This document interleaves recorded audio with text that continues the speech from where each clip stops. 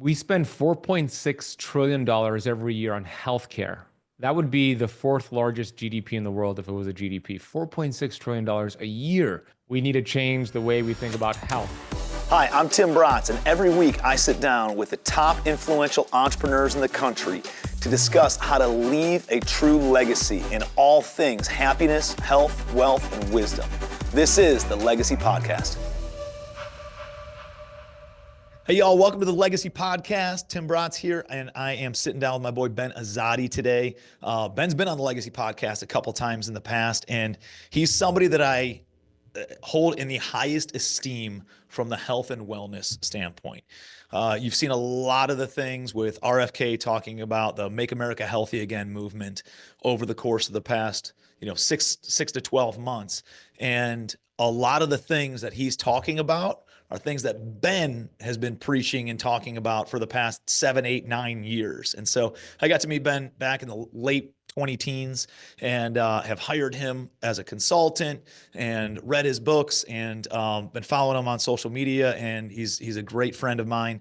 And he's got a new book coming out called Metabolic Freedom that we'll share with you as well. It's open for pre-orders right now. It comes out in May. So Ben, appreciate you being here, brother. Tim, love you and appreciate you. It's an honor to come back on the show. Thanks for having me back. Yeah, man. So tell me what you've been working on. Obviously, there's a lot of, I want to hit on a few things. One is your new book. Two, I think the MAHA movement's very relevant because it's becoming more mainstream.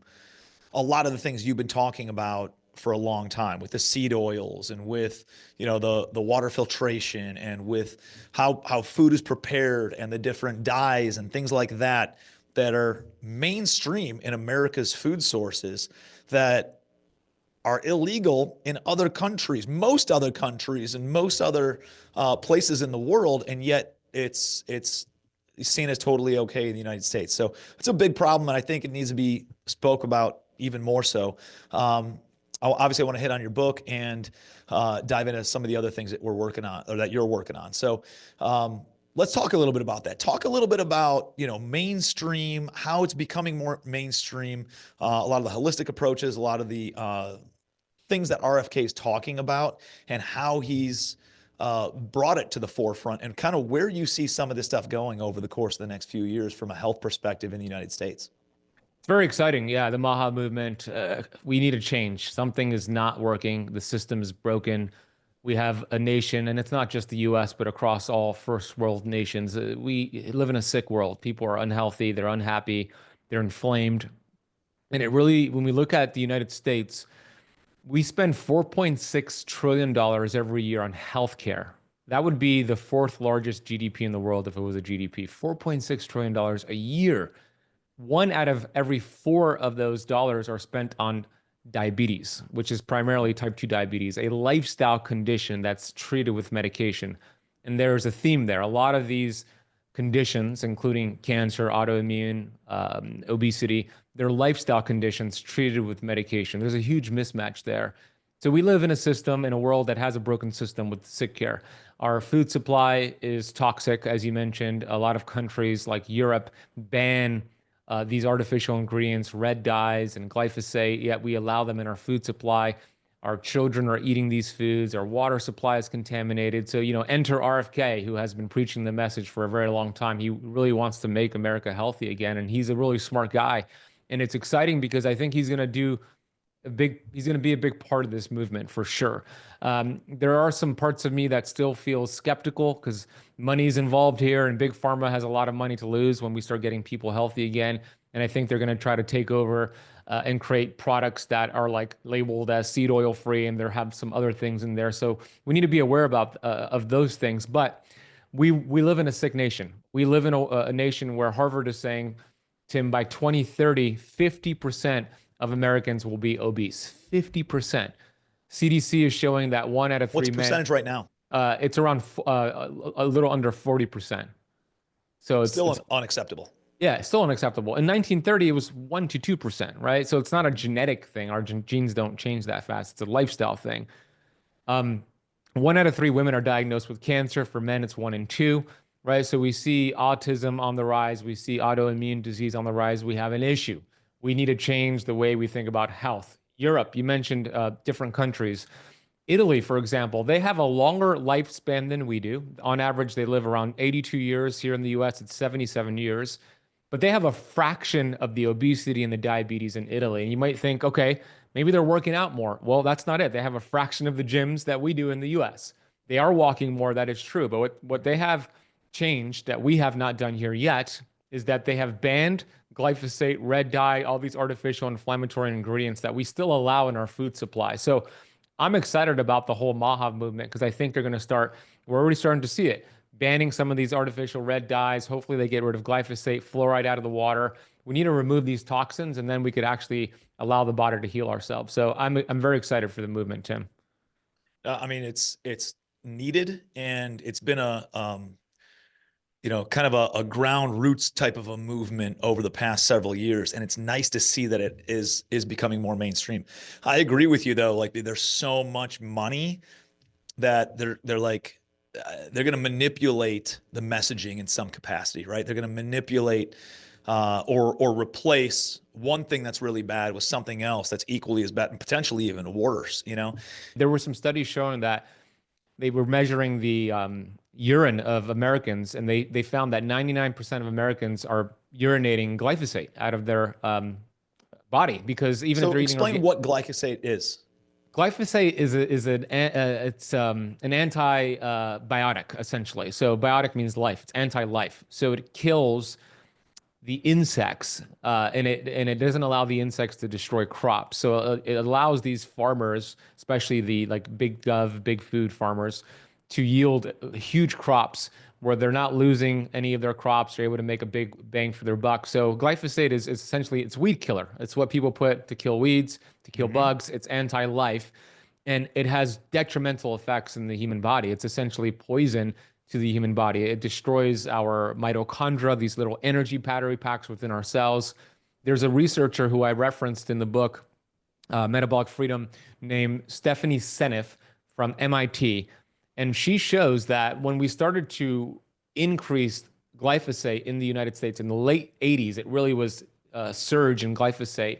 She tracked it with the increase in diabetes, autism, Parkinson's, and dementia. It tracks exactly the same. The more application of glyphosate, the more. That's what I saw. It was all in lockstep. That's exactly it. Exactly. Yep. Like the amount of usage increased the amount of every single one of those lifestyle diseases. That's exactly what's happening, right? So this is not good for us. It's not just, yes, we want to eat organic food and avoid these pesticides because organic non-GMO foods don't have it directly sprayed, but it's being sprayed so commonly that even organic food gets off spray and there's still glyphosate residue in it. When we're walking around our neighborhood, when I walk my dog, for example, if I see my neighbor have those signs that say, they put the sign, we sprayed our crops, or like what this company came. Yeah, don't let your baby or your dog walk on the grass because correct. we just sprayed fertilizer. I keep my dog away. I don't step on it because if we step on that grass that has been sprayed with pesticides and we track it back in our home, now we have it in our home. Now we're breathing it, right? So there's some things we can do, some things we can't avoid, but I think they're going to end up doing what Europe did and banning glyphosate and finding a different solution. Hopefully it's a healthier solution, but it's a big problem. I could tell you it's in the soil now too, man. I mean, even if into the soil. If somebody used it for 20 years and then they sold the farm to an organic farmer and they don't use it anymore, it's still in the soil and then therefore in the food system. Yeah, and it's estimated to be in 60% of all rainfall in the United States because it's so prevalent. The California wine, the average California wine has about 64 of these different pesticides in it. 64. It's crazy. So we want to make sure we're eating organic. Now, there's a simple thing you can do. There's something called the Dirty Dozen and the Clean 15, the environmental working group, and anybody could go and Google this. But essentially, they looked up the top 12, the Dirty Dozen most contaminated foods that are GMO, which is genetically modified organisms, and have a lot of these pesticides on them versus healthier alternatives. So if you just do a quick search for Clean 15 versus Dirty Dozen, eat more of the Clean 15, stay away from the Dirty Dozen. Those are going to be the most highly contaminated crops. And I could tell you that coffee, corn, and soy and wheat are typically the most loaded crops with pesticides and herbicides. So if you get any of those, make sure they're organic. And if it's coffee, make sure it's a clean coffee source because those are typically contaminated as well. Yep. I know Kate Kate orders, my wife orders all the organic coffees, right? We make Same. those at home. And then I've heard that nonstop about all the oat stuff, like Oh everything, yeah. like oat milk. I stopped getting oat milk in my lattes or my coffees. Moved over to the almond milk, organic. There are organic oat milks too, but oats also has all the Blood sugar whatchamacallit. spike. Yeah, exactly. And Spikes your so, blood sugar. Yep. yep, yep. And so, yeah, man. I mean, we've gone down this road, and you've taught us a ton of this, man, and really opened our eyes to it over the past 7 or 8 years. But there's several things, right? If somebody's trying to make some changes to their lifestyle, especially a busy entrepreneur who's got a lot going on, and they're looking for more energy, right? More energy gives them more impact. More energy gives them more quality time with their family, with their team, and allows them to, build a more successful, not only business, but also life. Where are you starting? If somebody comes to you and they're like, help me live a healthier lifestyle, what are the handful of things that you would go down and kind of audit what they're currently doing in their lifestyle that can be easy yet highly impactful changes? That's a great question. It's a very important question. First I would start with removing the things that are interfering with your body's ability to produce that energy and feel great. So that would be, vegetable oils would be a start. When we think about professional athletes, the greatest athletes that did the greatest professional feats in the history of this world, of course, Tom Brady, Kobe Bryant, Michael Jordan, what they all have in common is that in order to achieve such a long lifespan in their career, a long career, I should say, they took less hits, right? The more hits we take, the shorter our lifespan. So if you could take less hits, you're going to live longer and have more energy. So what are the hits that we're taking? Well, the Metabolic Freedom book gets into some of those hits, but vegetable oils are where I would start because they're in 80% of our food supply are these seed oils, vegetable oils. They are so inflammatory. They stay in your body for years, meaning if you stopped eating them today, and I'll give your audience an entire list in a minute, but if you stopped eating them today, 680 days later, half of them, the half-life, half of them will remain in your body creating inflammation. They are inflammatory. They create chronic fatigue. They create insulin resistance. They create cancer. They essentially create a shorter lifespan. So there's a study. This is a new study, Tim, that I put in the book. This is a wild study. I always, when I lecture, I ask the question, I ask the audience, how many of you have smoked cigarettes before? And some of them will raise their hand. Most people will not raise their hand. And then I'll give this stat, which is a study from a guy named Dr. Martin Grudfeld, who did a study where he looked at French fries fried in vegetable oil and looked at the aldehyde contents produced after you fried it. Aldehydes are carcinogenic. They're cancer causing. When you smoke a tobacco cigarette, it creates aldehydes. That's how smoking is linked to cancer. And it showed in the study that the same amount of aldehydes produced from vegetable oils, the French fries cooked in vegetable oils, is the same amount from tobacco cigarettes. Essentially, the study showed that one French fry cooked in vegetable oil is the same as one tobacco cigarette smoked. So even if Oh, you've never wow. smoked a cigarette before, if you've had 10,000 French fries in your life, you've essentially smoked about 10,000 tobacco cigarettes. That's how dangerous these seed oils are. They are everywhere. So I'll give your It's like giving audience, your kids a yes, a plate of cigarette. cigarettes to Yes, smoke. that's a great way to put it, bro. I'm gonna actually use that. Yeah, it's like if your kids are eating French fries or chicken nuggets fried in vegetable oils, it's like giving them a plate of cigarettes to smoke, for sure. So there's 8 of them. You want to avoid, do an audit. I know you've done this in the past, Tim. I remember chatting with you about different products you had in your house. You were looking at the ingredients and throwing it out if it contained any of these ingredients. I recommend those watching and listening do the same thing. So we have they're called the Hateful Eight. That's what Dr. Kate Shanahan calls them.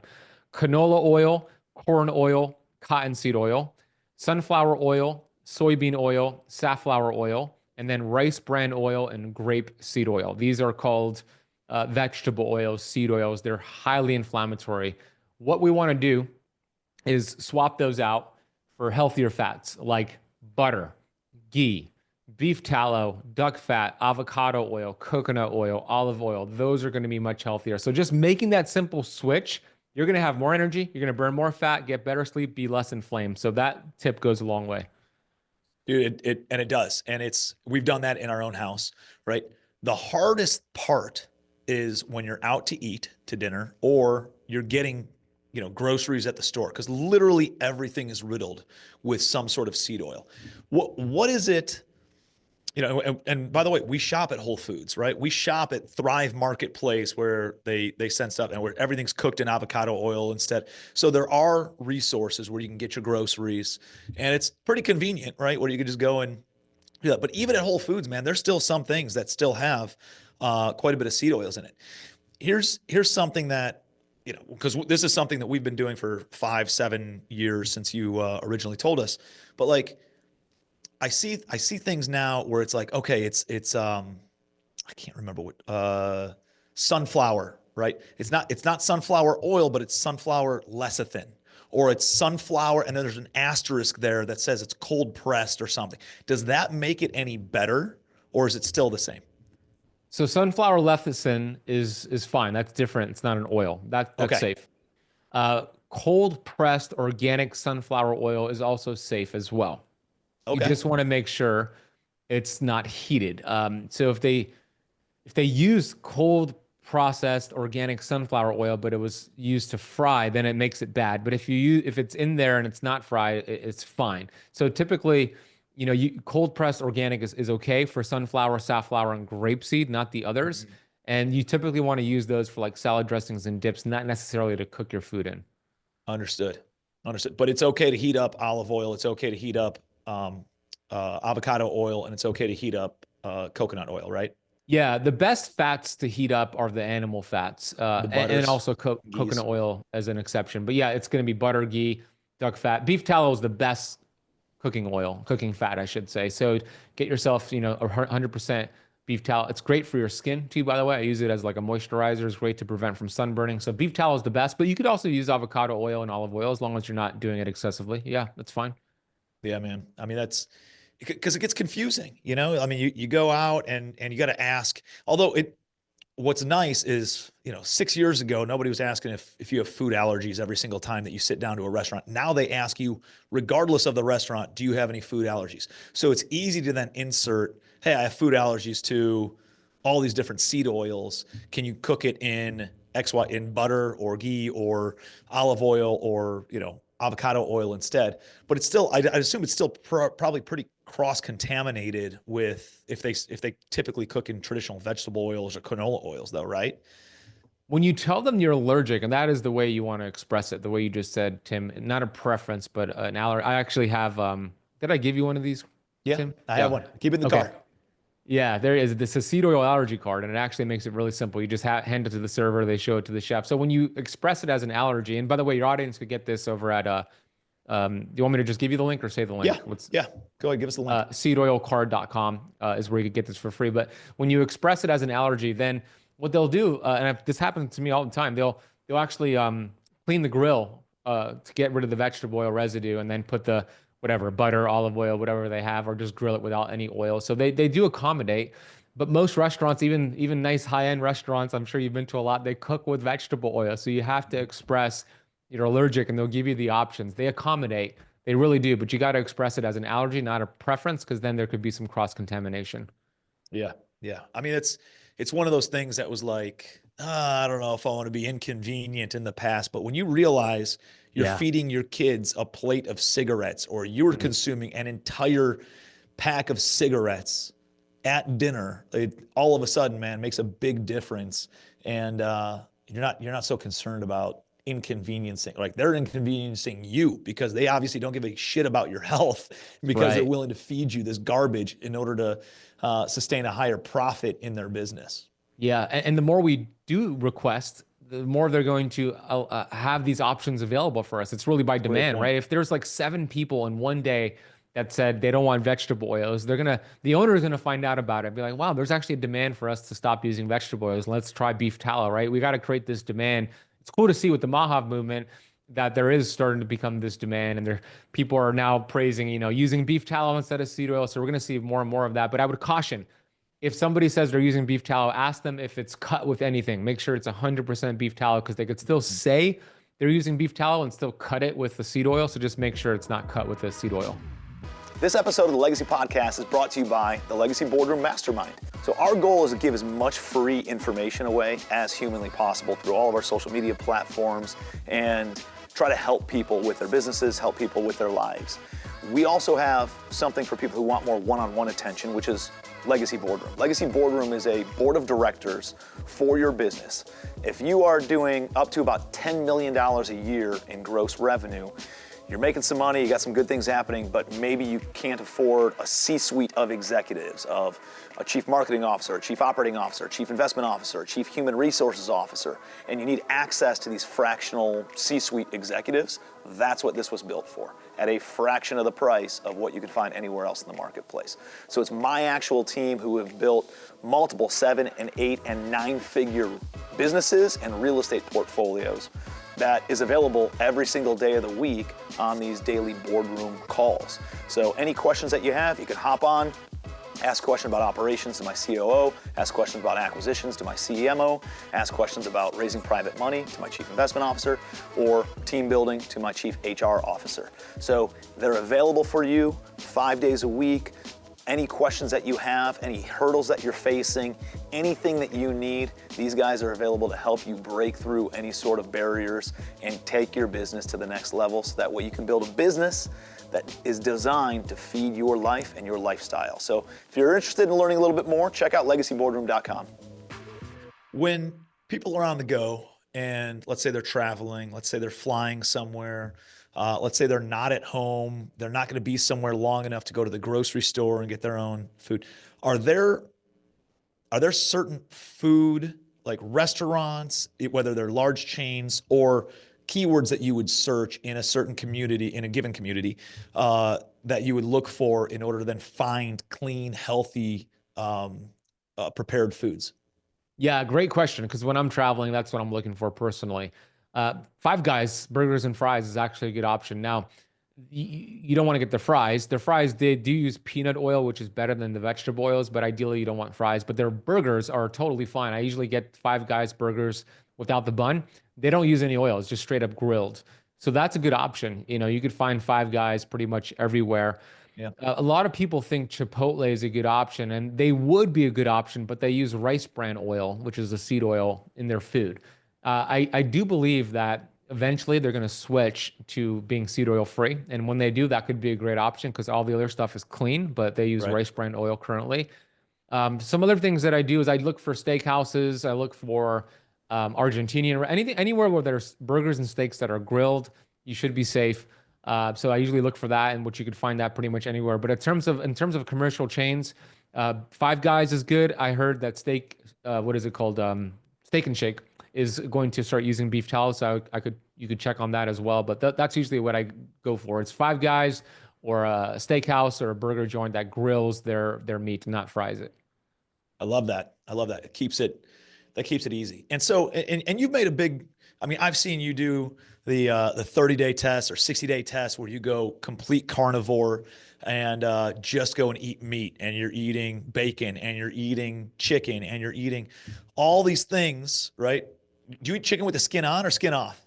I just had some chicken before this with the skin on. That's the best part. Right? Like these are things that have been completely flipped on top of our head from when we were growing up of don't eat the bacon, take the skin off, right? Stay away from dark meat, only eat the white meat of chicken.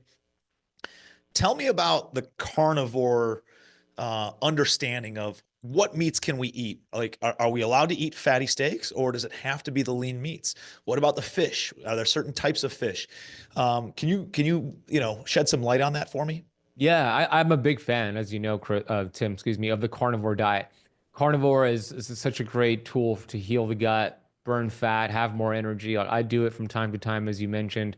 I've done 90 days, 45, 30.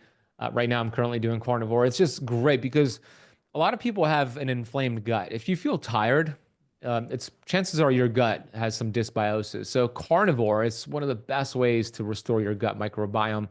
You're essentially removing a lot of these anti-nutrients found in vegetables and grains that irritate the gut lining. So when you remove that, you start to lower inflammation, have more energy, and heal. You could essentially have anything that comes from an animal. That could be red meat, beef and lamb. When it comes to seafood, the smaller the fish, the better. They're going to have less toxins. So think salmon, sardines, anchovies, herring. Those are going to be the smaller fish versus like bigger fish like tuna have more heavy metals in them. So smaller fish is going to be better.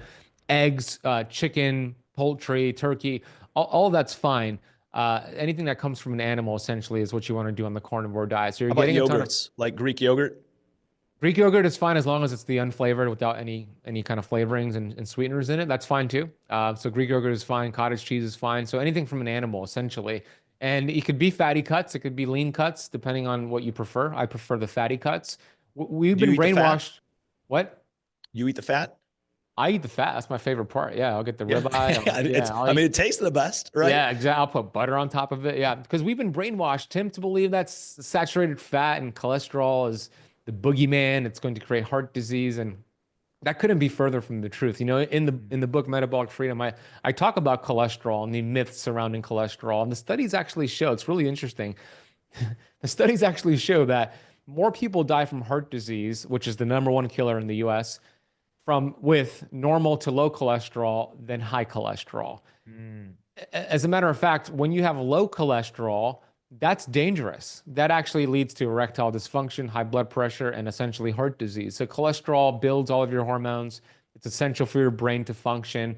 Don't be afraid of cholesterol. It's vital as long as you're not eating the bad fats we mentioned, the oxidized rancid seed oils, as long as it's saturated fats and monounsaturated fats, which is going to be animal protein. I do really well with animal protein. The majority of my diet, even when I'm not doing carnivore, it's probably 90% animal protein. Wow. Dude, I need to do, how long does somebody, I know you're a believer in certain diets or following certain protocols for a limited amount of time, but not one protocol all the time forever, right? How Yeah. long would you suggest somebody go carnivore? Let's say they're having gut issues, like you mentioned. How long would you say that they should do carnivore for? I would for if they're kind of new to the low carb way of eating, keto way of eating, I wouldn't dive right into carnivore. I would first do more of like a low carb approach, which is more like paleo, transition to a keto approach, and then do carnivore. So you could do, let's say, paleo for a week, keto for So another week. define each of those just at a high level. Yeah, so a paleo diet is a low carb diet where you are having around 100 to 150 grams of total carbs per day, and it's only from whole foods. That's essentially what a paleo diet is. So Fruits it's, and vegetables. fruits, vegetables, even rice could be okay in that scenario. Keto is very low carbohydrate, where you're taking your total carbs under 50 grams per day. So fruits are typically out of the window, but non-starchy vegetables are fine, but primarily meat, protein, and fat. Excuse me. Carnivore is zero carbohydrate, so it's kind of it'll be a dramatic shift if you do it too soon. So first paleo, And, keto. and to your point on this is I tried just going straight into keto Yeah. and I was measuring the carbs of under 50 grams. Dude, I got like lightheaded the first day, Yeah. you know? Yeah. So if you do jump into it right away, you got to gradually do it because otherwise I think it can really shock your system. But yeah, I'm sorry, keep going. Yeah, you're exactly correct. I see that all the time. And so that's what in the book, Metabolic Freedom, I have a 30-day plan at the end where exactly it guides you on how to go from burning sugar to burning fat, teaches you how to practice intermittent fasting, and it guides you so you can make that transition without any of the symptoms. And there's two ways to do the 30-day plan in the book. There's a beginner plan. There's an advanced plan. If you're already doing some variation of keto fasting, then you follow the advanced plan. So it's all laid out. But carnivore, to answer your question, at least 30 days. 30 days is enough to get a good reset and get a lot of benefits. And I would say if you could bring that to 60 to 90 days, that's even better. If you know you have autoimmune disease, you want to go for the 90-day length, maybe even 120 days. But I wouldn't go more than 4 or 5 months doing a certain diet, including keto, including carnivore. I would transition out. Our ancestors always transition. They ate seasonally. Dr. Pompa, my mentor, calls it diet variation. It's very true. We're designed to eat different foods from time to time, but 30 to 90 days seems to be the sweet spot for something like a carnivore diet and even a keto diet as well. Yeah. What would you say to, you look up somebody got diagnosed with cancer and they were able to overcome cancer by going all juice. And they actually cut out a lot of they did cut out carbs, but they also cut out the meats. Shit. And then they just went all juice and went super, super clean in that regard. What have you seen on that front? There are some cancers that could benefit from doing that. There's some cancers that will get worse from doing that. So it depends on the type of cancer. Like for example, when Steve Jobs was diagnosed with pancreatic cancer, he started to do a lot of the juicing and it actually made it worse. You don't want to, for pancreatic cancer, juicing is not the answer. But Because your pancreas is what processes the sugars, right, in your body. yeah, exactly. Yeah, your pancreas produces the insulin, which processes the sugar. Exactly. So it's already, a mess. Why make it work harder? A lot of people who get So cancer something like that, then you'd want to go all heavy on meat and fasting. Yeah, and because fasting fasting. pulls fat from the pancreas and from your liver and from your organs. Yeah, fasting is great. More protein and fat is great. Yep, exactly. Um, a lot of people who end up with cancer are following a standard American diet. They're eating a whole bunch of ultra processed food. So transitioning to a juice fast or whatever it is, some sort of juice cleanse with cancer, it's an improvement from what they have been doing before. So they're gonna make some progress there. So I believe that's one reason why they progress, but not everybody progresses on a juice cleanse with cancer. Sometimes it makes it worse. In general, Tim, I'm not a fan of juicing fruit because you strip away the fiber, you strip away a lot of the things that control your glycemic response, that glucose response, and it can make things worse. So I'm not a fan of it, but there are some cases where it does work. It's beneficial because if they're already eating a crappy processed diet, at least they're getting some nutrients and vitamins and antioxidants through juicing. But to me, it's not the ideal route. Personally, I wouldn't go down that route. Mm, mm. Yeah, I mean, it's interesting, right? How does somebody navigate all the different information? How does somebody navigate what's true, what's false, who's selling me something versus selling me something different, right? I feel like there's a bias and there's an ulterior motive to what everybody says in the health and fitness space. And, all the information creates confusion. um, for me, it's what makes the most sense, right? Common sense to me is eating the things that our ancestors ate when they were hunters and gatherers, and it was clean, right? So organic fruits, organic vegetables, maybe some nuts and legumes or whatever, and then um, eating the meat, right? Byproducts of these animals that they would go and hunt. And for me, that seems simple, right? How does somebody go and so that's what I kind of abide by. The hard part is kind of getting the other ultra processed stuff out of the house and not even having it there and having enough discipline to not buy it. And then it's not in the house. So then you're not, it's not in front of you because nobody's got the willpower to stop from that. But if I can get to that point, then I feel pretty good. How would you advise somebody to make good decisions and what information should they listen to versus not listen to?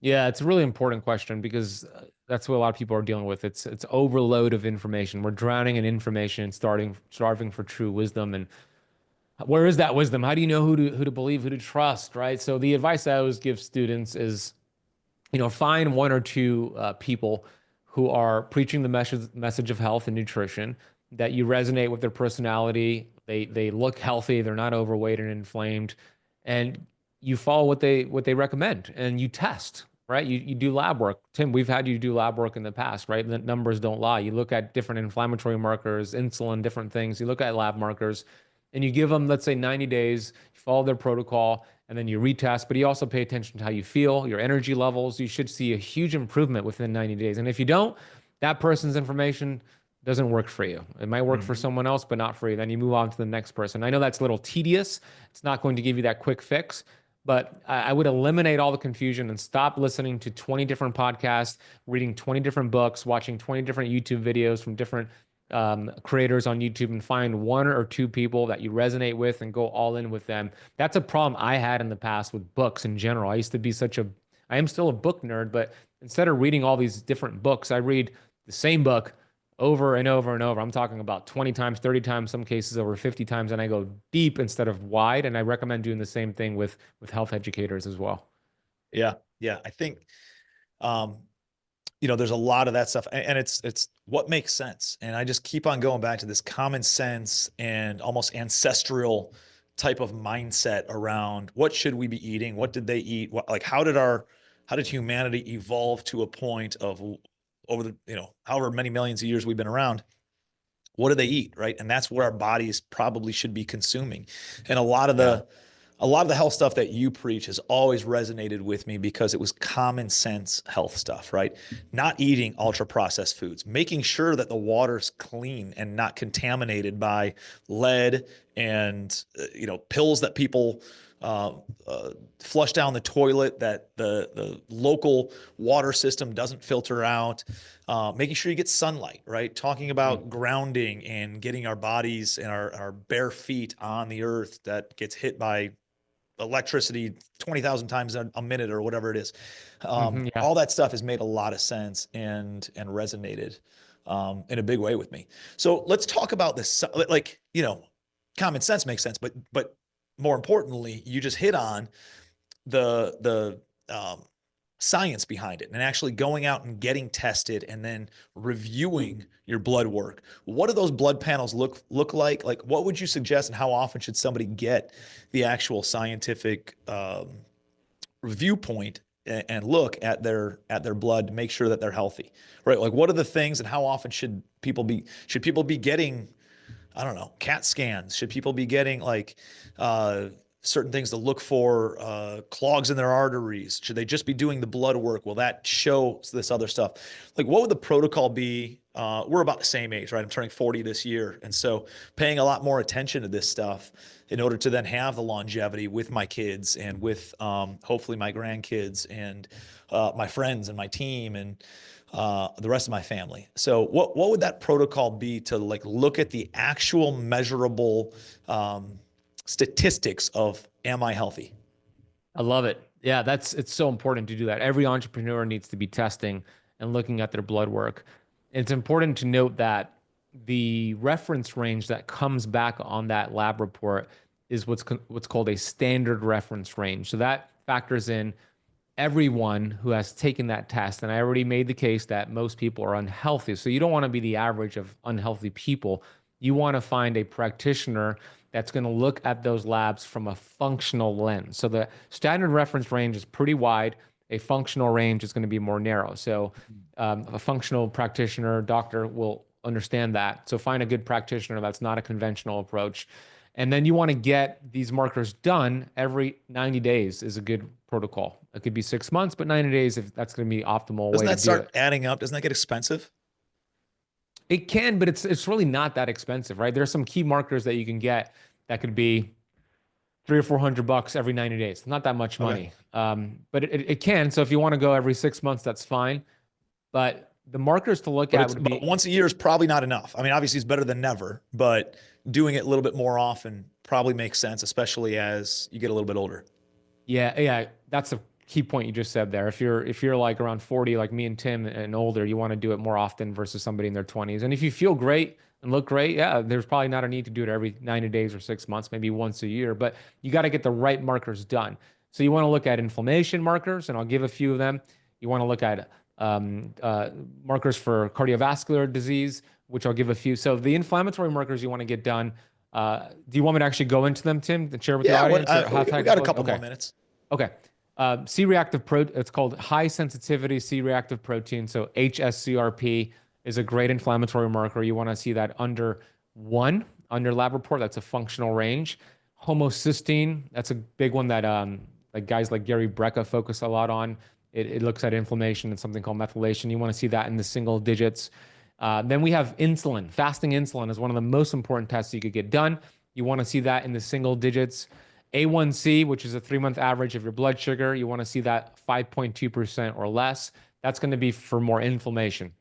Now, for heart disease, total cholesterol is actually pretty meaningless on that report. You want to get HDL, LDL, and triglycerides done, and then get a full picture there. So just those markers right there gives you some good data. And if you see some things out of range, you could make a correction, retest in 90 days, 6 months, and see that progress in the right direction. But you don't want to just guess.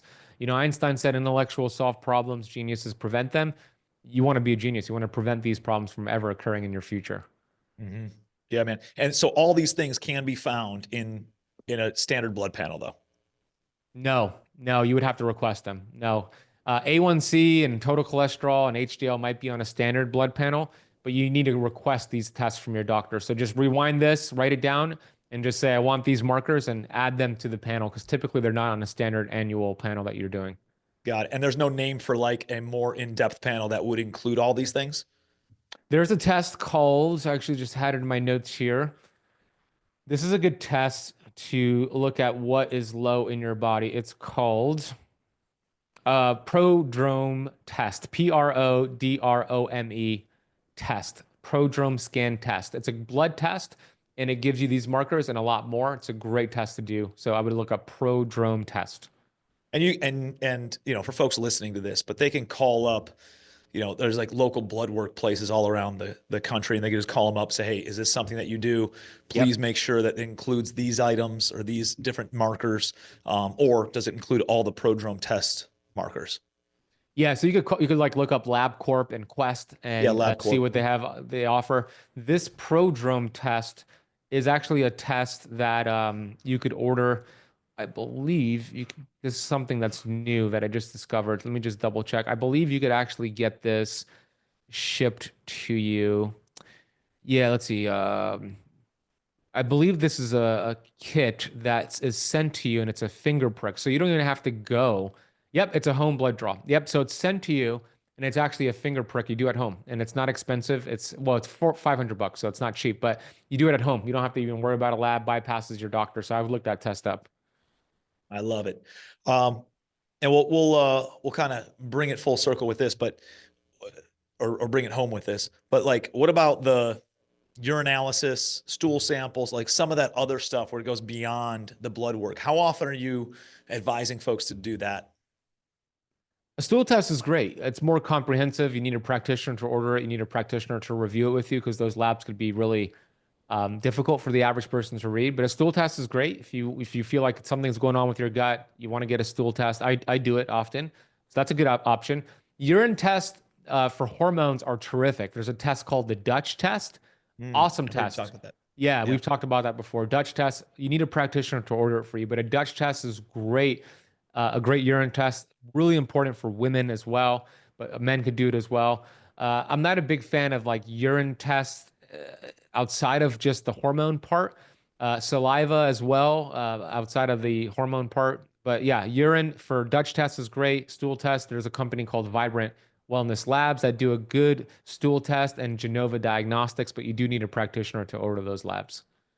Yeah. Well, I'll tell you what, man, I've always appreciated your knowledge. You always lead with value. And, you know, for somebody who's listening to this, it could be very like a lot of information. It could be a fire hose of info. And I think you do a great job of kind of simplifying it. Say, hey, make sure you're doing this, and this. And you put out so much free content, which is why your social media has exploded, because people gravitate to that, and you're so authentic and you're so genuine. And you're such a good dude. I just appreciate you being here, man, and spending the time. And I know you break it down very simply in your books. And so I'm excited about Metabolic Freedom coming out. This is like, dude, big publishing company. Like they recognized how much value you bring to the marketplace and how much of an impact you're making in people's lives. You get picked up by a big publishing company, and you're able to write, I think, what is this, your fifth book, sixth book, something like that? Yeah. And so, dude, it's awesome to see. Where can people get that? Because right now it's on pre-order. Yeah. Thank you, Tim. I appreciate the acknowledgement, man. I look up to you and I am inspired by you all the time. I want to do some more stuff with you. I just love who you are as a person, and you offer so much value to your community. I've been a part of your mastermind. I've gone to your mastermind events in Puerto Rico. You just offer so much to your community, and you deserve all the success that's coming your way as well. So I appreciate that. Appreciate you. The book is available for pre-order over at metabolicfreedombook.com. If you do pre-order it, we have a special gift where there's an entire course. Speaking of like value, this is an entire free course on the metabolism, 12 lessons I put together, you get for free, and exclusive interviews that you cannot find anywhere else but in this course with Gary Brecka, Dr. Daniel Pompa, Dr. Jason Fung, Megan Ramos, Cynthia Thurl. These are just prominent figures in the health space that I'm in. You get interviews with them, all for free. If you go to metabolicfreedombook.com, it's available on hardcover, Kindle, and Audible. I just finished up the narration for the Audible. So however you like to consume books, it's available for you over at metabolicfreedombook.com. Dude, I'm excited. Well, proud of you, man. And I just appreciate you being here. Appreciate all the impact you continue to make on social media and in people's lives. It's really, really inspiring. And I wish you all the success in the world with the new book launch. And dude, just excited to continue watching the journey and see how many more lives you can make a difference in. So thank you for being here. Thank you, Tim. Appreciate you. Let's continue this journey together, my friend. Absolutely. Hey, well, thank you for being here. Hopefully you got a ton of great value out of this episode. We try to give as much free value as possible across all of our social media platforms. So please make sure that you're connected with us. We are at Legacy Wealth on YouTube. We are at Tim Bratz on all other social media platforms. And we're available anywhere that you listen to podcasts. The best way that you can support this podcast is by just subscribing to our YouTube channel, by liking the video, by commenting on it, and by sharing it with anyone else who might get some great value out of it. So thank you again for being here. We'll see you next Sunday on the Legacy Podcast.